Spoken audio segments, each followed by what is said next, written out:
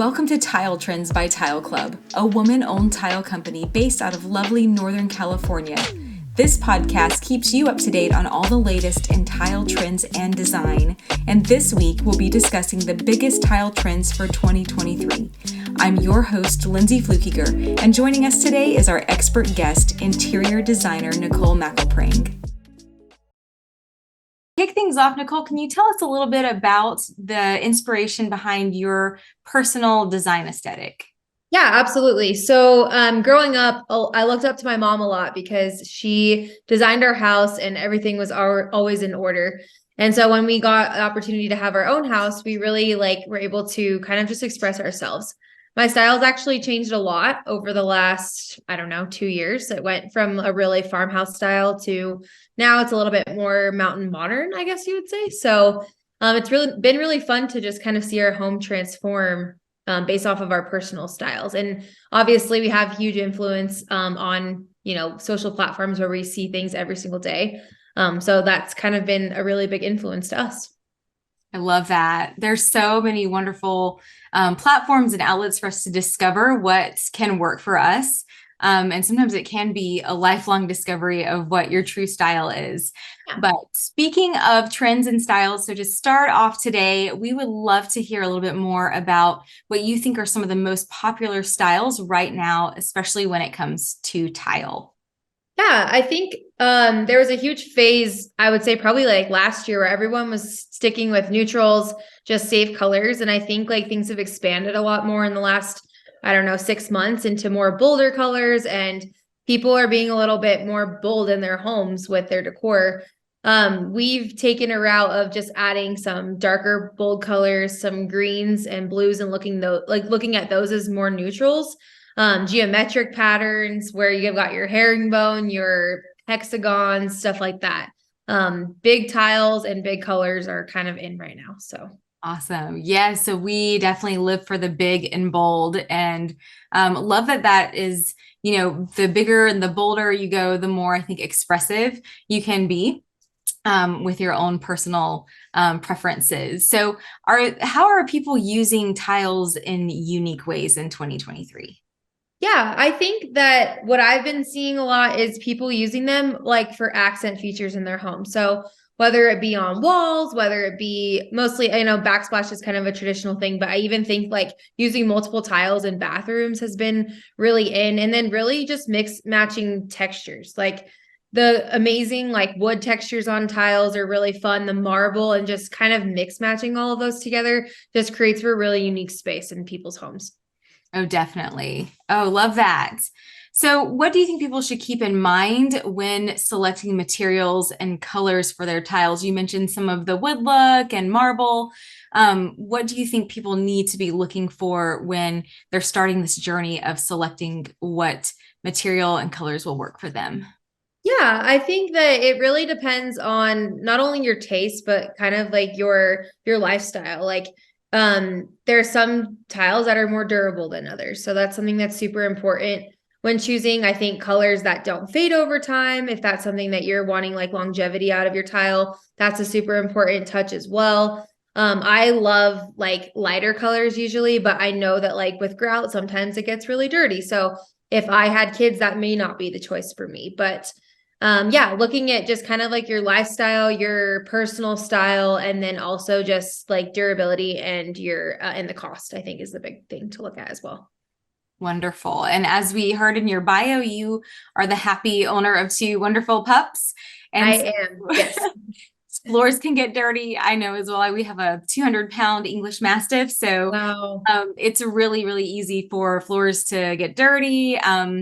So having a more durable material is for sure something to look at, especially when it comes to kids and pets.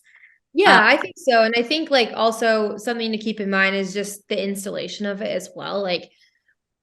Having a reliable installer, whether it be yourself or somebody else, I think is key. Making sure things are level and making sure things are even. You can get more grout and, all the things. So I think that's another thing to really keep in mind as well. Definitely something to consider. So let's talk about cost. So yeah.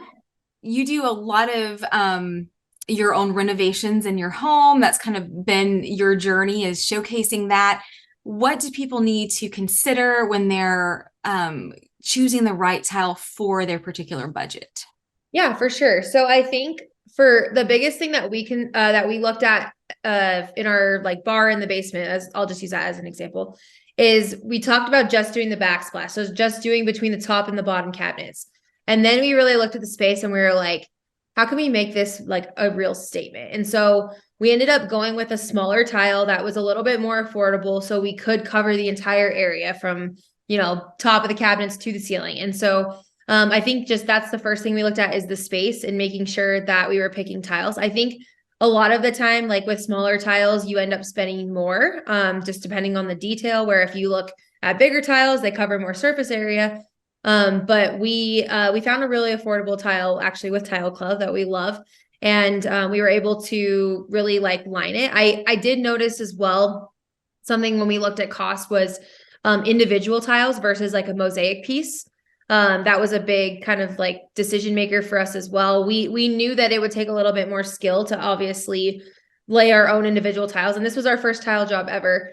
But now that we've done this, I will say, and I can attest to this because we did my dad's tile at his house as well, and he had mosaics. I love the individual much better. It's way easier to place, way easier to use spacers.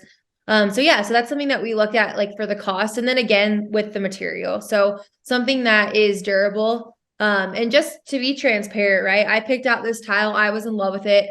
It got to my house and my husband was like, I don't know about that. It's super shiny. It has sparkles in it. Like when that goes on the wall, that's going to look really girly. And I was like, just wait till it's up. Like, just please trust me on this.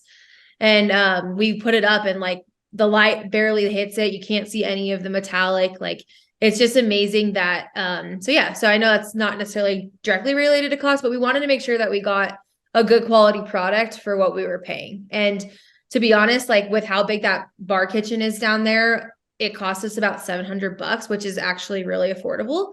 And that was something that was really important to us. Wonderful. And it turned out beautifully. We've definitely showcased that on our social media and really enjoyed collaborating with you and your husband on that project. Yeah, it was super fun. Yeah, so something I'll interject, since you were mentioning that once it arrived, there was a little bit of skepticism on, is this going to fit? Is it going to be a little too glam? Like, we definitely recommend, making sure that you get a few samples too before. I'm so glad that it worked out for you.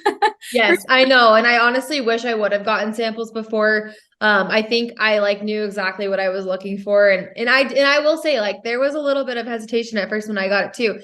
So next time I'll definitely order samples, but I'm so glad it worked out. And even us putting it on the wall, like we had some installation, I wouldn't say hiccups, but we did. And it was a learning thing for us. And it was super fun just to like trust in ourselves in that project because I think that was crucial in the whole like design. Now we go down there and we're so proud of it because we did it ourselves. Love it.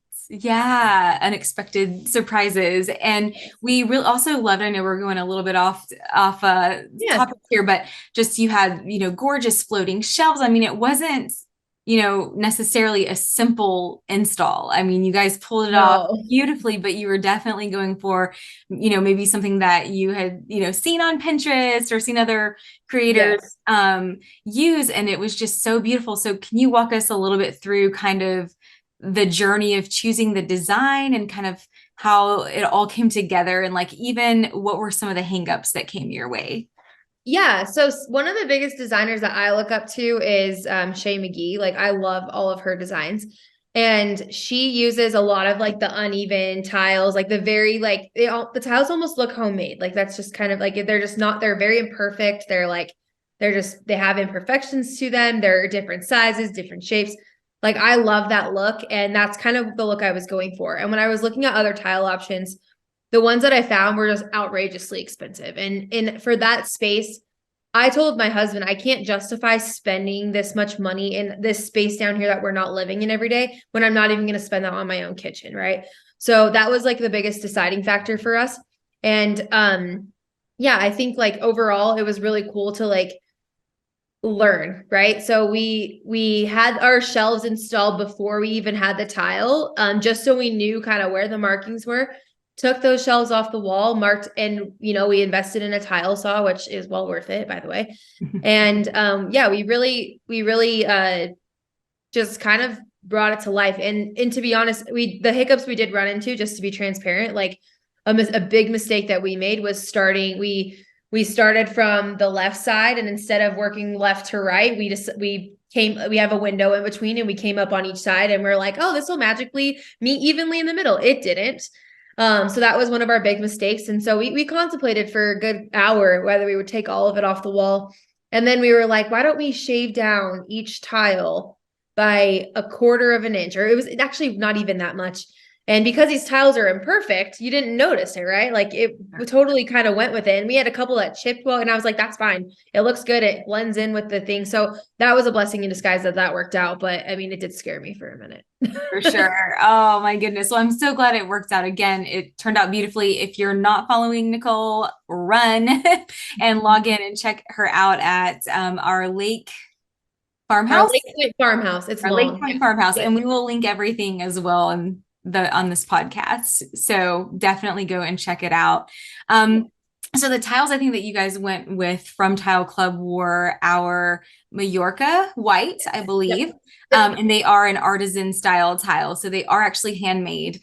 And I believe there we go. Yes, from Spain, I believe, but don't quote me on No, I think you're right, because we talked about, we've been to Spain and we have a lot of souvenirs in our basement from Spain, and we were like, oh, this tile blends in just perfectly. So beautiful. Oh, I just love that.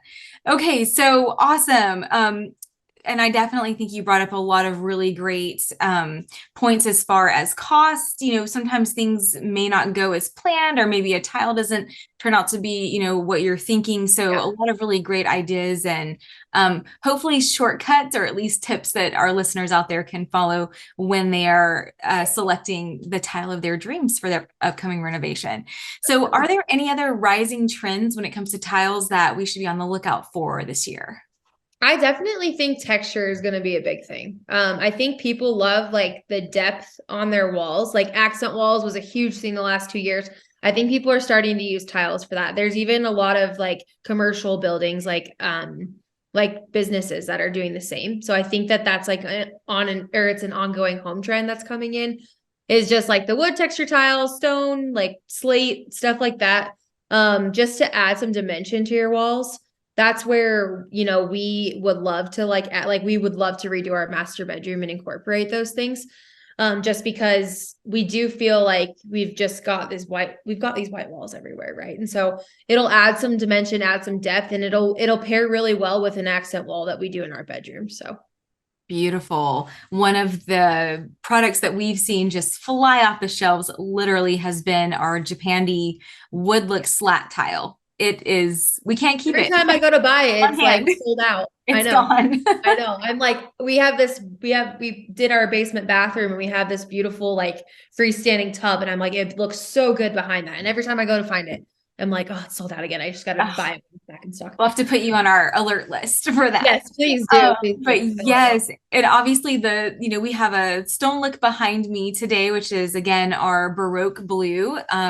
These are porcelain tiles. So, again, if we're talking about cost effectiveness, a lot cheaper than a marble slab, which is great, plus the durability, and they're just beautiful. So more of just the wood and stone texture, like you were referring to, are blowing up the design space this year for sure.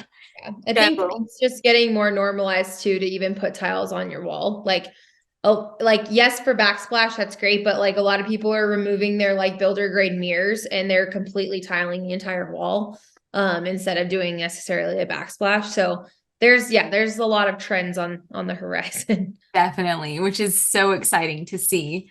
So Nicole, as we kind of wrap things up today, I just wanted to ask you really quickly, is there any other advice that you would give to our listeners who are considering using tiles in their upcoming projects?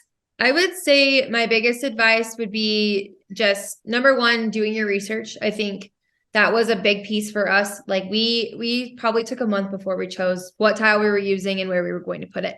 And we tried to make it as simple as possible for our first tile job. So that was something like we didn't want to rush into it. It was a big statement piece in our basement that we wanted to take our time on. And that leads me to the next one, is just taking your time. Like, you don't need to rush through picking a tile. And I mean, I know a lot of people sometimes maybe do because they're in a home and the builder needs to know, or anything like that. But really do the research and know what you want ahead of time, because I think it'll allow you to be a little bit more like educational when going into that decision. Awesome. Love that so much. Thank you so much. And thanks for Yeah. joining us today, Nicole, and sharing all of your insights on trends to shopping to budgeting for tile and what to kind of prep for and what to expect. We really appreciate having you here on our very first episode of Tile Trends. No, absolutely. Thank you for having me.